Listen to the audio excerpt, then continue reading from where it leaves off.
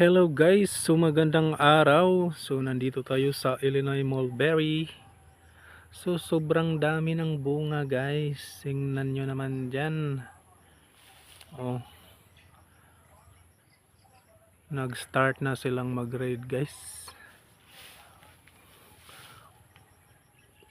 So bawat tubo guys may mga bunga guys. Tingnan nyo naman. Sa gustong tumikim dyan ng mulberry, visit lang dito sa aming munting farm, no? So dito tayo guys. Yan oh, daming bunga guys. Oh. Yan oh. So yung iba hindi pa nag-read. Kaka-start pa lang ng mag-read guys. Yan oh. So yung mulberry nga pala may ano to, taglay na antioxidants guys sa ating, para sa ating katawan guys. So may vitamin C din ito.